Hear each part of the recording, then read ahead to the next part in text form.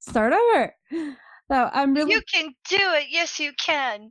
so many false Sorry. starts. So many false starts. It's ridiculous. Blech.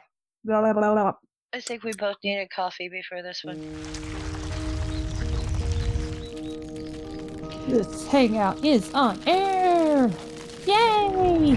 And sponsor Mrs. Snarky, Seneca Apple Orchard. Howdy, y'all. I'm here with Wonder Lady, and we are concluding our Seneca of Anger. Yes, we are. It's coming to an end. Oh, It it's so is. sad. It's coming to an end. It'll be sad. Well, I mean, there's always plenty more to read and True. to think about. So I'm sure we'll come up with some kind of project to go over. Yay! I would actually like to read a book titled The Second Sex. Oh, I know that book.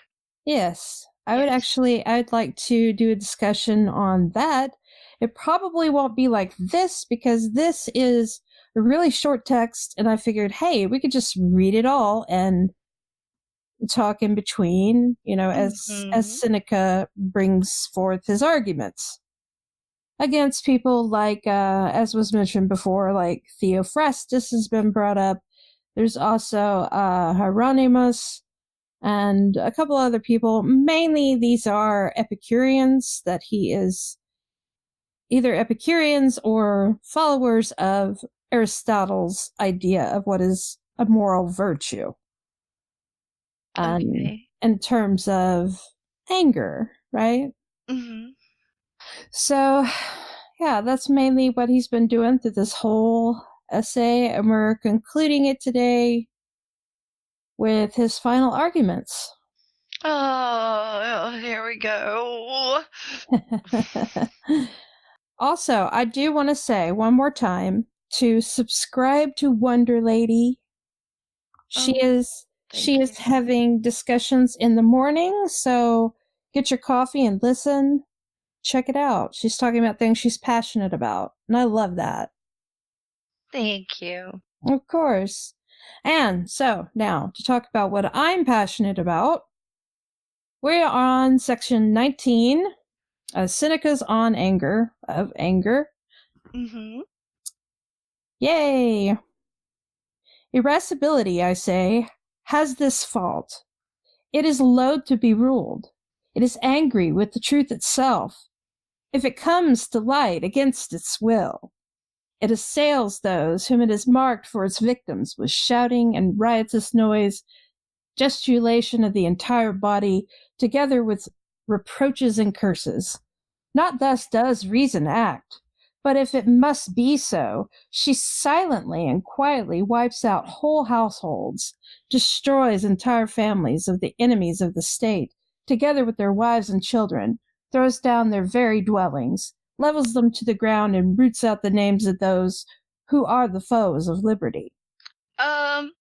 It's feminine? Mm-hmm. Oh, I'm trying to think of a sexist joke. But, yeah, that's upsetting, actually. Yeah, there's a couple of things in here when it comes to the female approach, the approach that these men have when they're talking about women. It gets worse, but yeah, but it is problematic. Mm-hmm. And I think it's something that demonstrates how far we've come in terms of the language we use to describe women, right? I mean, here he's basically just labeling women as chaos, right? Like Jordan Peterson. And family annihilators. Yeah, it gets worse. It does get worse. Wait till he compares women with kids. That's fun. Okay. So, but that being aside, if we set that aside, because he was definitely person of his times, and his times were when they considered women to be not as intellectual as they are, because, well, women didn't have access to schools and they were often denied education. So, of course, they were, I make the bread and you go off and you do your academic stuff. Well, And, kind of. Yeah, and see, that's why I think it'll be good for us to read The Second Sex, because Simone de Beauvoir really highlights where philosophy has left women behind. Also, where society has left women behind. And this is a good example of that. But to stay on the topic of what he's discussing in terms of wrath or rage, one thing that he does highlight here is that it's not reasonable, right? It's just destructive. It is the foe of liberty. Okay, well, I'm going to continue reading. Okay. This she does without grinding her teeth or shaking her head or doing anything unbecoming to a judge, whose countenance ought to be especially calm and composed at the time he is pronouncing an important sentence. What need is there, asked Hieronymus, for you to bite your own lip when you want to strike someone? What would he have said if he had seen a proconsul leap down from the tribunal, snatch the table, throw down the drinking cups, knock yourself against the columns, tear your hair, smite your thigh and your breast? How vehement do you suppose anger to be if it thus turns its back upon itself because it cannot find vent on another as fast as it wishes? Such men, therefore, are held back by the bystanders and are begged to become reconciled with themselves. So calm down, right? Calm down. Yep, definitely calm down. Mm-hmm. But he who, while free from anger, assigns to each man the penalty which he deserves, does none of these things. He often lets a man go after detecting his crime, if his penitence for what he has done gives good hope for the future, if he perceives that man's wickedness is not deeply rooted in his mind, but is only, as the saying is, skin deep. He will grant impunity in cases where it will hurt neither the receiver nor the giver. In some cases, he will punish great crimes more leniently than lesser ones. If the former were the result of momentary impulse, not of cruelty, while the latter were instinct with secret, underhand, long-practiced craftiness. The same fault committed by two separate men will not be visited by him with the same penalty. If the one was guilty of it through carelessness, the man with the premeditated intention of doing mischief. In all dealing with crime, he will remember that the one form of punishment is meant to make bad men better, and the other to put him out of the way. In either case, he will look to the future, not to the past, for, as Plato says, no wise man punishes anyone because he has sinned, but that he may sin no more. For what is past cannot be recalled, but what is to come may be checked. So that, I think, is an important message here. You can't change your past, right? No. But what you can do is try to implement what you've learned from the past into future practices and habits. Okay. Right? Like what? Like, say you made a mistake, like, I don't know, you gave someone the wrong change or something like that. And you didn't realize that till the end of the day whenever you are checking your cash register. Or something like that. So you can't do anything about the mistake you've already made. You're right. The customer's no longer there. It's what's done is done. But what you can do is you can make sure that you're more careful when you're handling money with the customers. Instead of being in a hurry, take the time to actually count the money twice. Okay. So you can implement a way of better handling things in the future. So clinging to the past is not what's going to help you. Or clinging to negative in the past, you mean, right? Or both? Like if you've made a mistake, yeah, that would be a negative thing. Mm-hmm. There are times when, you will see people lose their minds, right? They'll throw a fit, they'll take a dump in Tim Hortons. Tim Hortons. Yeah, so, you could throw a fit and take a dump in Tim Hortons and throw it at someone, or you can, just deal with it like an adult.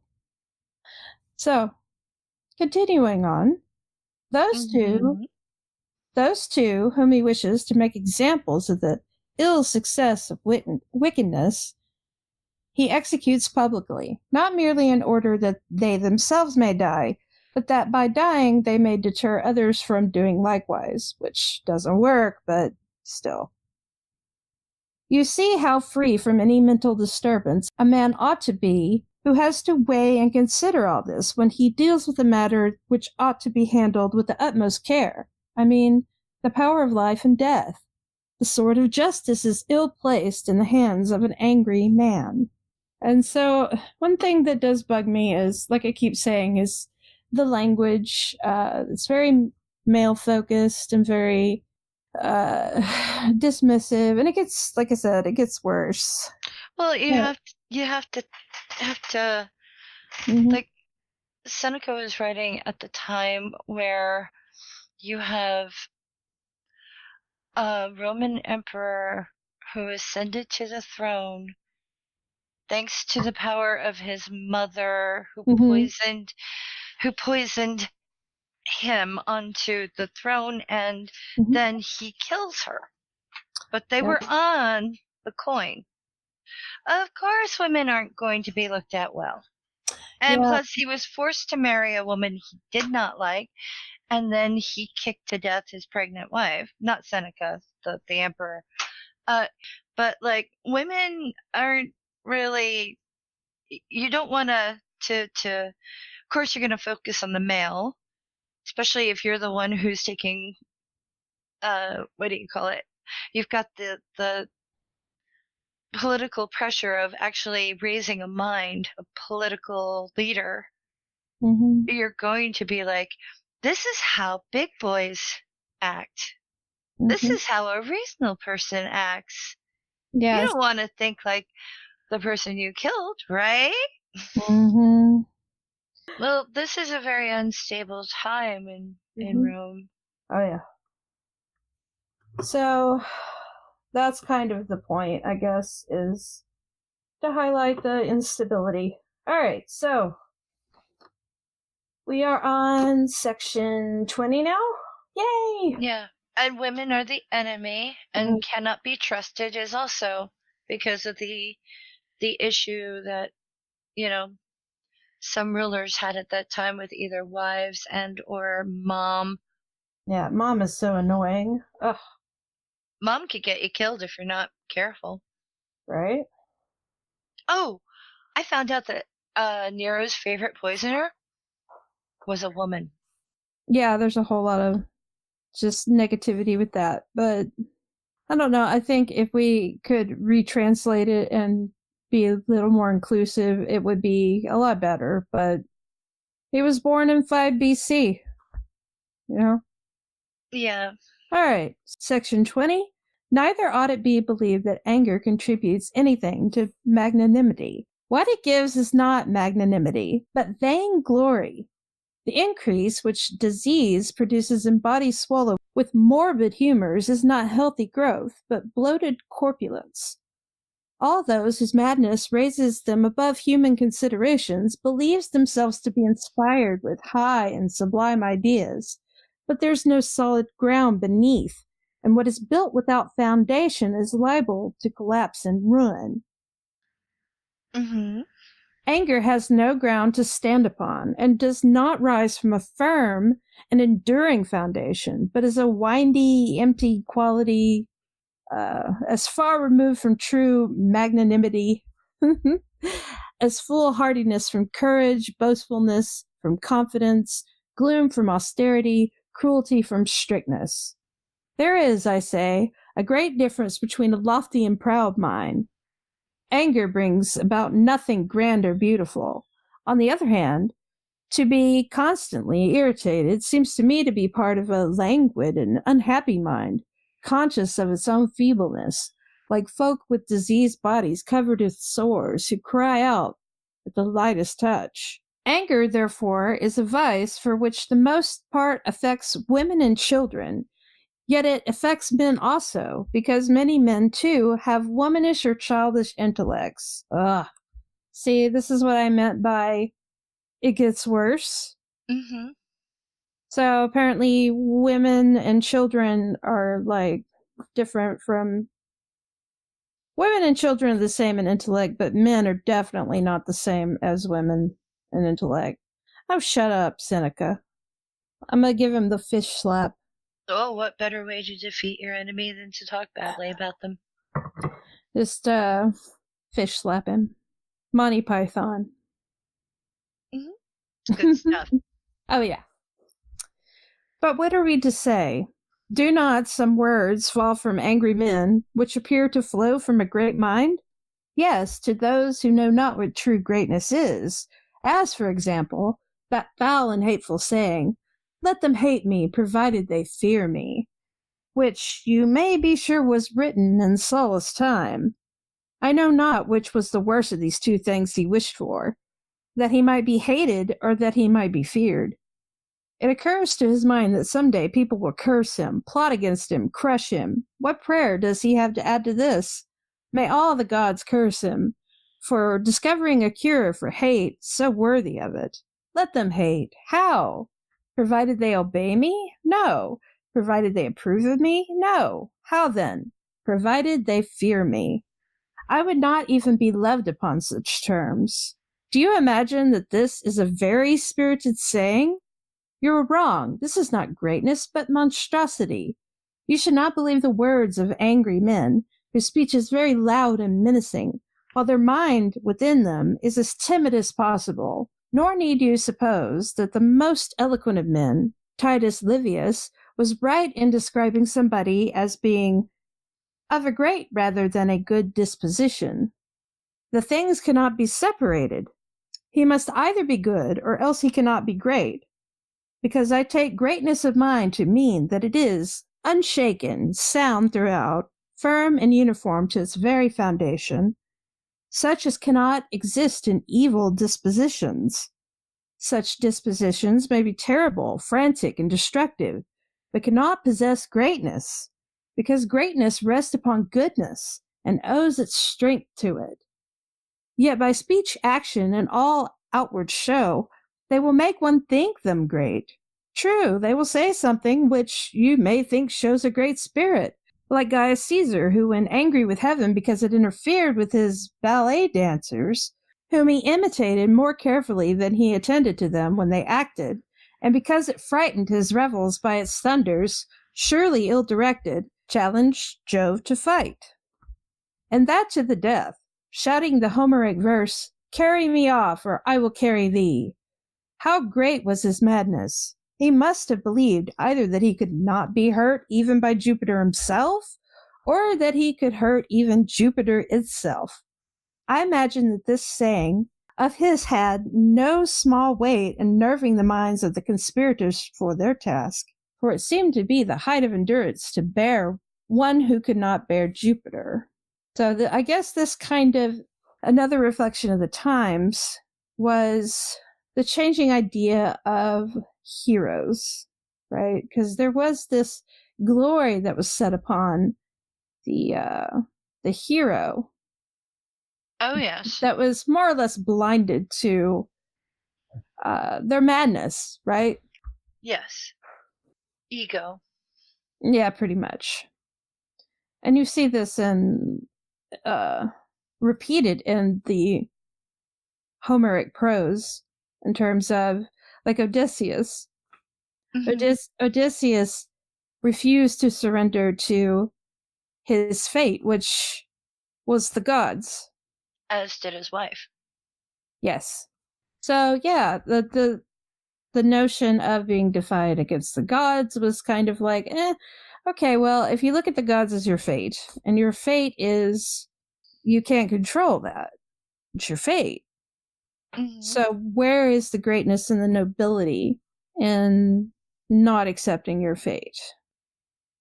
Well, with the gods themselves, it's better to only defy them if you are another god.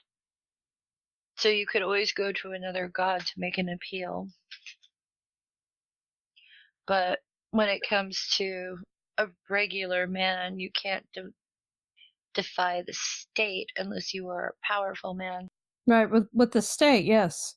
Mm-hmm. But in terms of fate and the way things are, things that you can't control. This is hard for me because I don't believe in fate. I'm having trouble answering that because it's like I just don't believe you're predestined for anything. Well, I don't mean fate in terms of predestined things. Mm-hmm. What I mean by fate is the only criteria for me that I could agree to of fate is the reality of the circumstance. Right? So yes, you have to live in your own circumstances. Yeah, you have to accept that which is evident before you. Right? And one thing that is evident before you is that one, you're alive, two, you have whatever condition in your body that you're dealing with at that moment, and things that are out of your control. Mm-hmm. That's all I mean by fate. Okay. Not predestined bullshit. I mean, like, you have like things that happen. Like Matt had an accident last week. Well, That's a thing that happened. I can't change it. I can't go back and do anything differently. There's no reason for me to fret about that fate that has already occurred. But what I can do is deal with the present. So if you let go of things you can't control that are just your fate, they're just what are. Not what ought to be, but what is. And that kind of sense of fate, I believe that. Okay.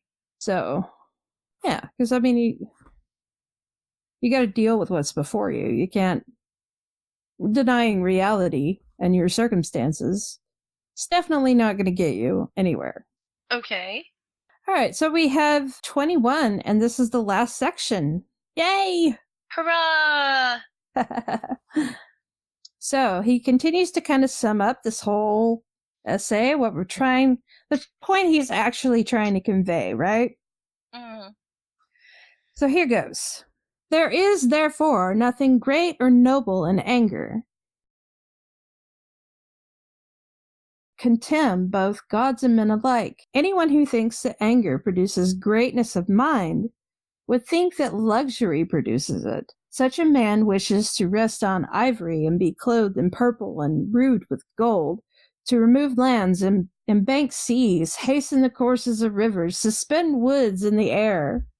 He would think that avarice shows greatness of mind, or that avaricious man broods over heaps of gold and silver, treats whole provinces as merely fields on his estate, and has larger tracts of country under the charge of single bailiffs than those who which consuls once drew lots to administer. He would think that less shows greatness of mind, for the lessful man swims across straits, castrates troops of boys, and puts himself within the reach of swords and injured husbands, with complete scorn of death. Ambition, too, he would think, shows greatness of mind, for the ambitious man is not content with office once a year, but, if possible, would fill the calendar of dignities with his name alone, and cover the world with his titles.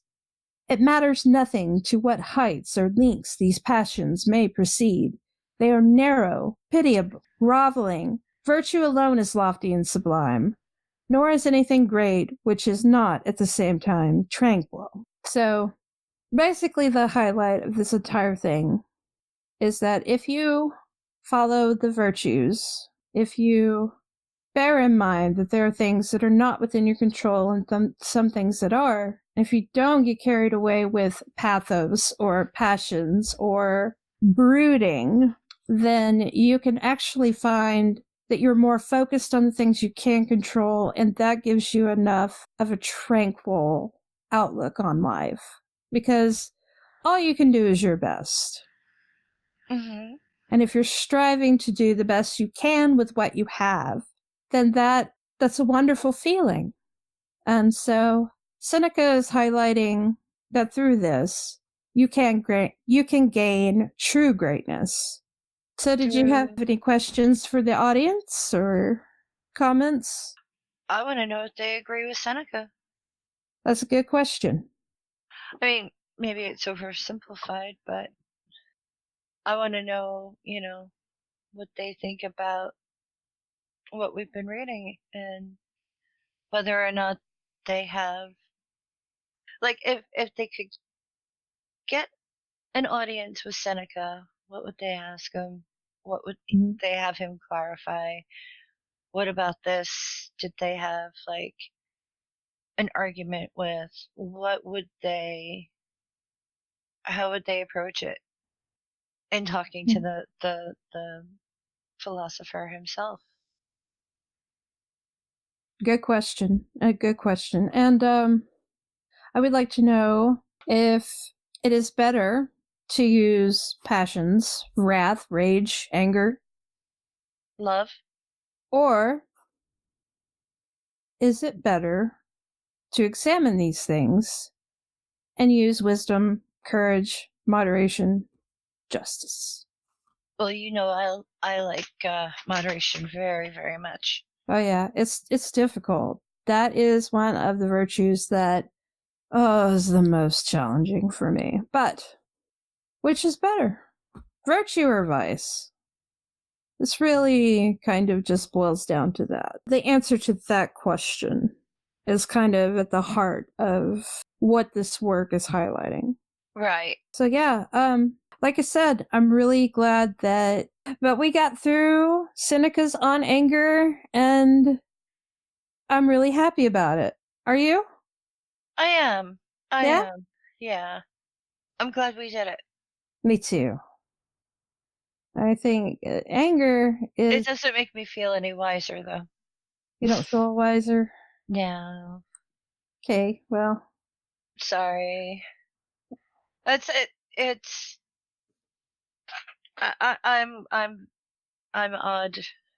I keep trying to think of Rome the way it was, and maybe I shouldn't. I just read the text, and like if there's something I'm curious about, like I was curious about who Theophrastus and all these other characters were, so I looked into it. But I mean, I try to read the text, and if there's something that bothers me, I ask questions and I look into it, and I go, okay, well that makes sense, but what is the text actually saying as a whole? And I think it's important when you're reading these older philosophical works to bear that in mind. As you progress and you start reading more of the recent or postmodern philosophers, you really get this sense of depth, and you get to see how philosophy has changed since the time of Seneca. Well, that's the good thing about it, is it adapts just as language adapts. Right. Yep. For the good or the bad. Yep. So anyway, make sure that y'all subscribe to Wonder Lady. She is doing morning shows. She is doing asking questions, talking about things. What are you going to be talking about soon? Oh, I don't want to give a spoiler, but on Wednesday I'm talking to Luciano about something that made him write a lot. So he was motivated. Cool. And that's going to be an interesting topic. As I said, I don't want to give too many spoilers, but Yay, Luke. A little bit of what I would call a reality check I'm not very confident in making like huge definitive statements, as you well know. However, there are things that I don't accept, and like some of the behavior of the more fundamentalist religious people on this planet right now tend to enrage me to no end. And I know Seneca would be like acting like a woman, but you know. Yeah, I don't know if he'd hold the same viewpoint on women. Probably not. I don't think he would. I don't know how he'd feel about, some of the crimes that are committed in the name of religion. Yeah. It's very likely. I mean, who's to say? Yeah, but tune in to Wonderlay's channel for that, and we're going to end that here, I guess. Yay! Yay! Thank you all. Yeah, thank you for doing this series with me, and thank you all for tuning in and watching this, and hopefully you learned something. Hopefully somebody in the audience got wiser, I guess. Oh, don't use me as a benchmark. Don't. I'm sure they're getting it because your responses have been great.